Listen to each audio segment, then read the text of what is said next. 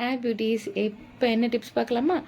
இப்போ வந்து நம்ம கையெல்லாம் வந்து அழகுக்காக ஒரு டிப்ஸ் பார்க்கலாம். அதாவது நம்ம வீட்லேயே வந்து மெனிக்யூர் பண்ணிப்போம் அப்படின்னு அதெல்லாம் இருக்குல்ல. அந்த மாதிரி வீட்லேயே நம்ம வந்து மெனிக்யூரை வந்து ஒரு நம்ம ஃப்ரூட்ஸை வச்சு எப்படி பண்ணலாம் அப்படின்றத நம்ம இப்போ பார்க்கலாம். என்ன அப்படின்னு பார்த்தீங்கன்னா, எலுமிச்சந்தோல் எடுத்து வச்சுக்கோங்க. அதனோட ஜூஸும் எடுத்துக்கோங்க. அதே மாதிரி ஆரஞ்சு பழம் இருக்குது பார்த்தீங்களா, அதனோட தோலும் எடுத்துக்கோங்க, ஜூஸும் எடுத்துக்கோங்க. தோலை நல்லா வந்து சீவி வச்சுக்கோங்க. நம்ம கேரட்லாம் துருவோம் பார்த்தீங்களா, அந்த மாதிரிலாம் துருவி வச்சுக்கோங்க.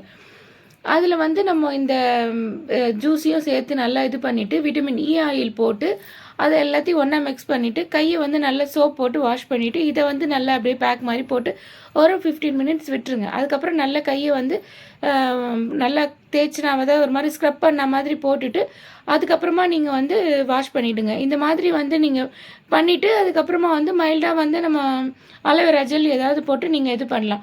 ஆனால் இது வந்து அரிப்பு இருக்குது, ஸ்கின் ப்ராப்ளம் இருக்குன்னா மட்டும் அவங்க இதை ட்ரை பண்ணாதீங்க. மற்றபடி இதை யார் வேணாலும் போடலாம். உங்களுக்கு கை முட்டியில் இருக்க அந்த கருமெல்லாம் நீங்கும். கை நல்லா ஸ்மூத்தாக இருக்கும், நல்லா சாஃப்டாக இருக்கும், நல்லா ஈவனாக இருக்கும். நமக்கு விரல் எல்லாமே கலர்லாம் ட்ரை பண்ணி பாருங்கள், சூப்பராக இருக்கும். ரொம்ப டயர்டாக இருக்குது.